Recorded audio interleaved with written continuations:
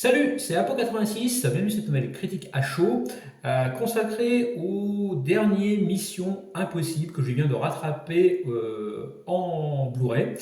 Donc Mission Impossible Dead Reckoning Part 1, réalisé par Christopher McQuarrie avec au casting bien sûr Tom Cruise, Hayley Atwell, Simon Pegg, Rebecca Ferguson et Ving Rhames.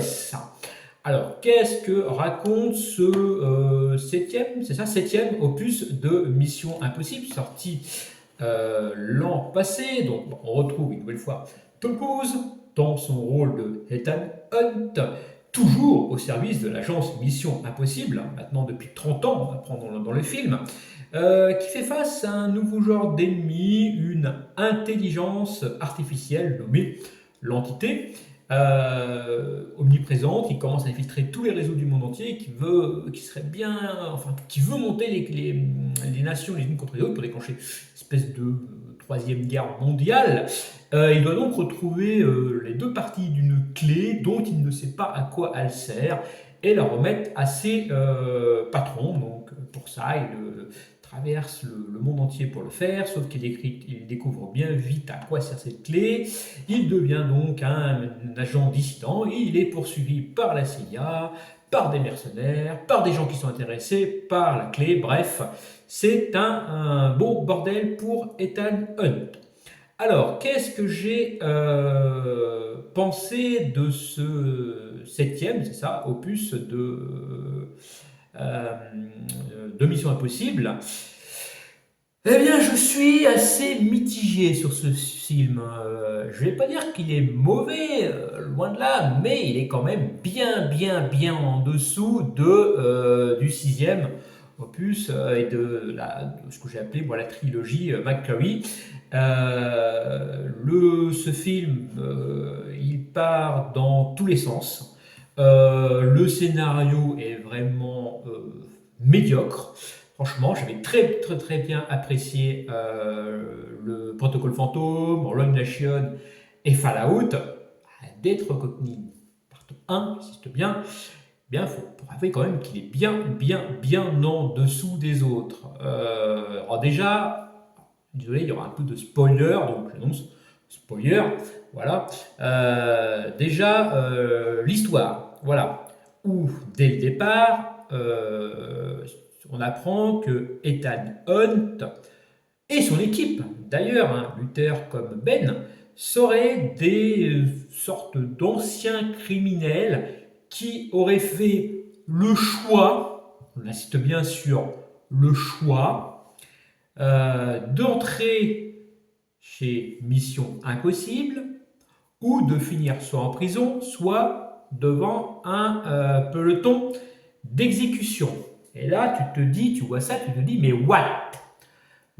Depuis quand? Depuis le premier Mission Impossible, on te dit que IMF, c'est une branche spéciale de la CIA, enfin du moins qu'elle a arrêté rattachée à la CIA au rendam de Jim Phelps, d'ailleurs, dans Mission Impossible 1, et que Ethan Hunt est issu, c'est le major de sa promotion de la CIA, que son passé d'agent de la CIA a été effacé pour intégrer IMF. Donc en gros, c'est un fantôme, voilà, tout simplement.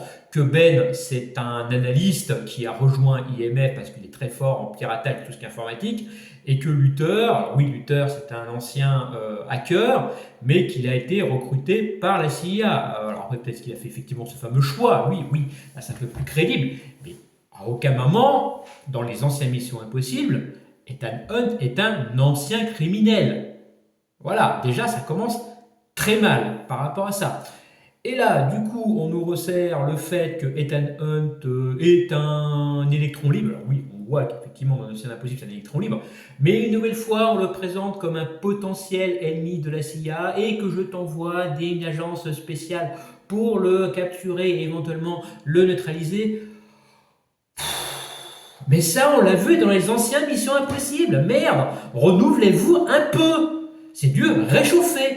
Je suis désolé. la course-poursuite dans Rome, et gna gna, qu'on te prend une voiture et qu'on tourne en rond et qu'il y a toute la police de la ville qui te poursuit.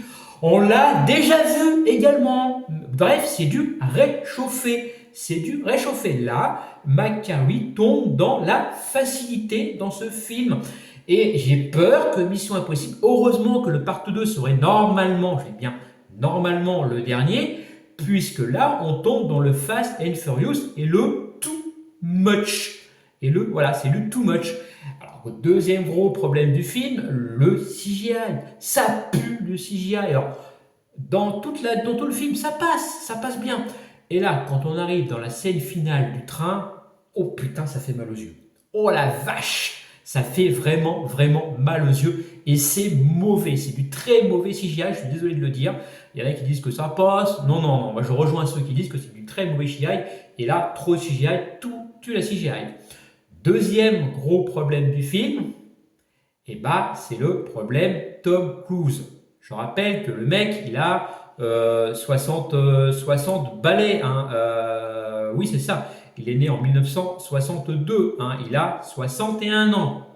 Le mec dans ce film veut faire croire qu'il a la trentaine, sauf que ça commence un peu à se voir. Hein, il commence un petit peu à être. Il commence à avoir un corps de soixantenaire. Hein, on commence à voir les bourrelets, on commence à voir les rides. On voit que c'est maquillé à fond. Et bah, le gros problème du film, bah, c'est Tom Cruise qui, encore une fois, en fait trop dans son film. Tout est focus sur lui.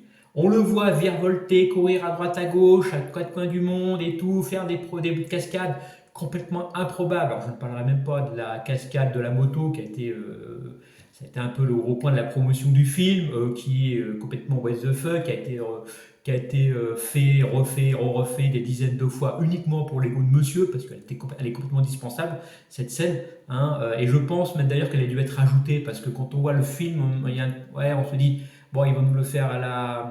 Ouais, mais après, non, c'est pas comme ça, mais je doute qu'elle n'ait pas été rajoutée uniquement pour son ego, cette scène-là. Voilà, je ne parlerai pas ma paye dessus, mais maigre paye dessus d'ailleurs. Mais bref, voilà, on sent vraiment que c'est vraiment égocentrique et centré sur Tom Cruise. L'histoire de cette IA qui veut contrôler le monde, qui devient indépendante, non pas sans rappeler Terminator avec Skynet, mais dont une ancienne connaissance, on va dire, d'Ethan rapproché de son passé, est en relation avec elle, qui la contrôle, etc. Ouais, j'y crois moyen. Hein. On voit bien que cette IA n'est pas si indépendante que ça et qu'il y a bien quelqu'un qui tire les ficelles derrière. Je pense qu'on va le découvrir dans la part 2. Voilà. Et ben, le scénario, vraiment, voilà, l'histoire est vraiment en dessous. Vraiment, on n'y croit pas. Le scénario, vraiment, tient sur un PQ et c'est. Non, c'est raté. Voilà, c'est l'histoire ratée. Alors après, c'est un bon blockbuster. Le film est plaisant, un petit peu long quand même. Je trouve que voilà, on passe, je ne sais plus combien dure le film, presque 2 heures, hein, 2 heures, 2 heures et demie, 163 minutes qui dure. Non, je vais faire le calcul en heures. Et ben voilà, on passe 163 minutes à voir, comme je dis, Tom Cruise voyager à travers le monde, hein, Venise, en Arabie Saoudite, le London Orient Express, etc.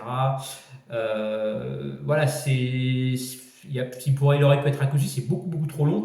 Pourquoi faire 2 parties à cette histoire? Une seule aurait suffi s'il avait été vraiment raccourci. Mais bon, après, voilà, ça reste que du blockbuster. Apparemment, ça plaît au public de voir ça.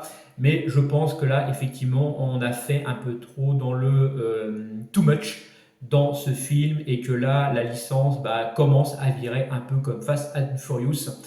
Hélas. Bref, niveau appréciation, je mettrais j'aime un peu sur Captain Watch. Je ne vais pas non plus descendre trop son film. Oui, c'est un bon blockbuster, voilà, c'est un film popcorn, comme beaucoup d'autres, hélas. Mais de dire que c'est un bon film, non, je ne pourrais pas dire que c'est un bon film et dire que j'aime ou j'aime beaucoup. Non, je ne pourrais pas. Donc ce sera j'aime un peu. Quant à la note finale, vous l'aurez d'ici quelques jours sur mon sens critique. Je vous dis à plus, dites-moi ce que vous pensez de ce film en commentaire, si vous êtes d'accord avec moi ou non. Moi, je vous dis à la prochaine. Salut!